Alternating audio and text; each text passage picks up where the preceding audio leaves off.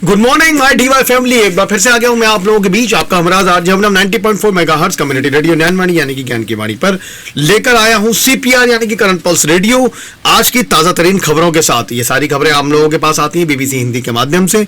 हम उनका शुक्रिया अदा करते हैं और उन्हें धन्यवाद देते हैं। आज की खबर है खेल जगत की खबर। रविचंद्रन अश्विन पहले टेस्ट मैच से लेकर 100वें टेस्ट मैच तक यूं रहे खास। अरे जैसबॉल, ये है तेरे लिए फील्डिंग, अब हिट कर। धर्मशाला में टेस्ट मैच से ठीक पहले रविचंद्रन अश्विन की ये बात आपके कानों तक पहुंचती है तो यकीन करना मुश्किल हो जाता है कि भारतीय क्रिकेट का ये दिग्गज अपने 100वें टेस्ट मैच से पहले एक युवा ओपनर के साथ उसी तरीके से पेश आ रहा है जैसा कि वो अपने पहले टेस्ट में करता था। अश्विन के इस तंज को सुनकर यशस्वी जायसवाल क्या बल्कि अक्षर पटेल और कुलदीप यादव भी ठाके लगाकर हंसने लगते हैं। मैदान के अंदर अश्विन ने अब तक क्रिकेट करियर में कई तरह के बदलाव एक खिलाड़ी के तौर पर किए हैं, लेकिन मैदान के बाहर भी उन्होंने अपनी शख्सियत में कई विशेषताएं जोड़ी हैं जिससे वो हर उम्र और हर प्रदेश के खिलाड़ी के सामने बेहद सहज नजर आते हैं। तमिलनाडु से आने वाले खिलाड़ी पारंपरिक तौर पर हिंदी भाषा को लेकर संघर्ष करते हैं, लेकिन अनौपचारिक तौर पर भारतीय ड्रेसिंग रूम की यही भाषा है। अश्विन से प्रेस कॉन्फ्रेंस में जब ये सवाल पूछा गया कि उनके लिए 100 टेस्ट क्लब में शामिल होने वाले तमिलनाडु से पहले खिलाड़ी होने के क्या मायने हैं, तो उन्होंने बेहद चिरपरिचित अंदाज में एक दार्शनिक सा जवाब दिया। अश्विन ने कहा, एक कामयाब भारतीय क्रिकेटर होने के कई पहलू होते हैं और इस दौरान आपको सैकड़ों चुनौतियों से गुजरना पड़ता है। उन्होंने उम्मीद जताई कि आने वाले वक्त में वो तमिलनाडु के युवा खिलाड़ियों के साथ अपने अनुभव साझा करेंगे और कोशिश करेंगे कि उनके राज्य से आने वाले खिलाड़ी और बेहतर करें। अश्विन के असाधारण करियर की कहानी को सिर्फ एक तमिलनाडु के क्रिकेटर या सिर्फ एक भारतीय क्रिकेटर के तौर पर देखना सही नहीं होगा। इंग्लैंड के क्रिकेटर ने की शेन वॉर्न से तुलना। अश्विन ने अंतर्राष्ट्रीय स्तर पर इस तरीके से अपना लोहा मनवाया है कि इंग्लैंड के पूर्व कप्तान माइकल वॉर्न ने उनकी तुलना शेन वॉर्न और मुथैया मुरलीधरन जैसे दिग्गजों से की है। इंग्लैंड के पूर्व कप्तान और दिग्गज बल्लेबाज जो रूट ने हाल ही में इस बात का जिक्र कैसे किया कि इस दौर के एक बेहद और कामयाब ऑफिसर लेथल लॉयन और अश्विन में क्या फर्क है। रूट का कहना था, जहां लॉयन आपकी गलतियों का इंतजार करते हुए कभी नहीं थकते दिखते हैं, वहीं अश्विन हर पल एक नई विविधता और नए सवालों के साथ किसी को भी चैन लेने देने का मौका नहीं देते हैं। अश्विन शुरू में बल्लेबाज बनना चाहते थे। भारतीय टीम के कप्तान रोहित शर्मा ने धर्मशाला टेस्ट से ठीक पहले अश्विन की जमकर तारीफ की। उन्होंने कहा, जिस तरह से शुरुआती दौर में अश्विन बल्लेबाज बनना चाहते थे और गेंदबाज बने, वो खुद गेंदबाज बनना चाहते थे और वो बल्लेबाज बने, और ये ठीक ही हुआ क्योंकि इससे भारतीय क्रिकेट को फायदा हुआ। रोहित ने जो सबसे खास बात अश्विन के बारे में कही वो ये थी कि कैसे एक सीनियर खिलाड़ी के तौर पर वो कप्तान का साथ देते हैं, कैसे अश्विन अपने जोड़ीदार रविंद्र जडेजा के साथ मिलकर बल्ले और गेंद से ही नहीं बल्कि अपने सुझावों और सलाह से भी किसी कप्तान का भार काफी हल्का करते हैं। यूं तो अश्विन ने मैच से पहले प्रेस कॉन्फ्रेंस के दौरान अपनी टेस्ट यात्रा को लेकर हर किसी का शुक्रिया अदा किया और काफी खुश नजर आए।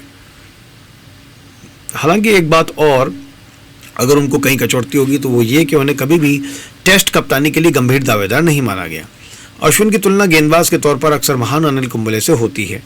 कुंबले की ही तरह अश्विन को भी अक्सर शुरुआती दौर में उन तानों से गुजरना पड़ा जिसमें कहा जाता रहा है कि वो घर में शानदार लेकिन विदेशी पिचों पर उतने प्रभावशाली नहीं है।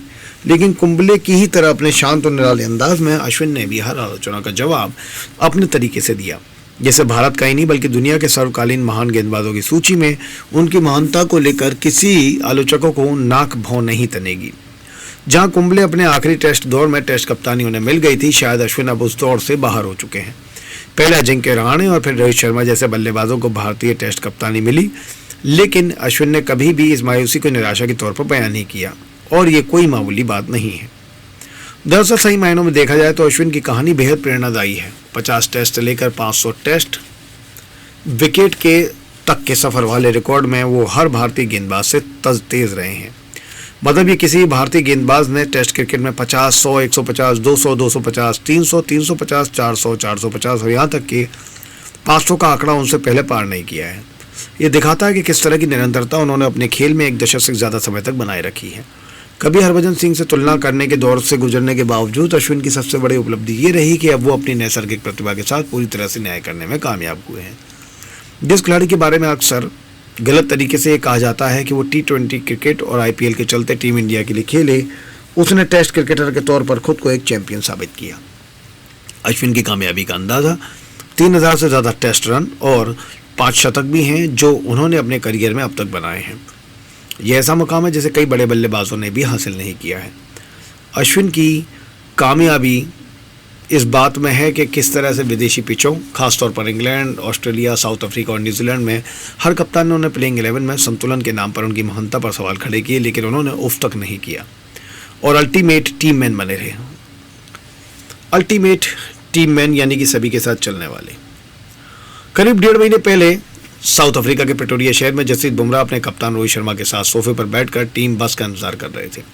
दरअसल टेस्ट सीरीज से पहले 3 दिवसीय अभ्यास मैच के लिए टीम को मैदान में जाना था, लेकिन बारिश की वजह से खबर आई कि मैच लंच के बाद शुरू होगा, तो टीम होटल जो कि पहले फ्लोर पर था वहां जाने के बजाय बुमराह सोफे पर ही बैठकर कप्तान के साथ बातचीत करने लगे। ये लेखक भी वहां मौजूद थे और टकटकी लगाकर इन दोनों दिग्गजों को देख रहे थे। तभी रोहित की नज़र मुझ पर पड़ी। ये हमें बीबीसी के एक पत्रकार की संस्मरण मिली है। उन्होंने चिर परिचित मजाकिया लहजे में पूछा, आप बुमराह का इंटरव्यू करने के इंतजार में है क्या? मैंने कहा अवश्य, अगर आप कह दें, क्योंकि वो कप्तान की बात टालेगा नहीं। बुमराह सुनकर मुस्कुराते हैं, लेकिन रोहित कहते हैं, यार मैं इसको गेंद थमाने के बाद कुछ नहीं कहता हूं कि क्या करना है, तो भला इंटरव्यू देने के लिए मैं कैसे कह सकता हूं। भारत की जीत के हीरो। बहरहाल उस दिन अनौपचारिक तौर पर बुमराह के साथ करीब 1 घंटे बातचीत करने का मौका मिला और क्रिकेट के प्रति उनके समर्पण की बातों को सुनकर ये महसूस हुआ कि यूं ही इत्तेफाक से ऐसा जीनियस भारतीय क्रिकेट में नहीं आया। अगर अब भी किसी को बुमराह की टेस्ट क्रिकेट या फिर भारतीय क्रिकेट को लेकर उनकी निष्ठा को लेकर शक हो, तो उन्हें हर समय विशाखापट्टनम टेस्ट मैच का खेल याद करना चाहिए। ना सिर्फ पहली पारी में बुमराह ने बेहद मुश्किल हालात में 6 विकेट लिए, बल्कि दूसरी पारी में निर्णायक मौकों पर 3 विकेट लिए और जिससे भारत की जीत सुनिश्चित हुई। इंग्लैंड में भी टेस्ट मैच में 9 विकेट और भारत में भी एक टेस्ट में 9 विकेट झटकने वाले वो देश के पहले तेज गेंदबाज हैं। भारतीय पिचों पर टेस्ट मैच में जहां तेज गेंदबाजों को अभी भी गिनती के ओवर सिर्फ इसलिए थमाए जाते हैं ताकि स्पिनर्स को जल्द से जल्द हमला करने का मौका मिले, वैसे में गुजरात के इस तेज गेंदबाज को मैन ऑफ द मैच होना अपने आप में एक बहुत बड़ी उपलब्धि है। ये था आज का करंट पल्स रेडियो। दोबारा आप लोगों से जरूर मुलाकात होगी 90.4 मेगाहर्ट्ज कम्युनिटी रेडियो ज्ञानवाणी पर। Thank you so much.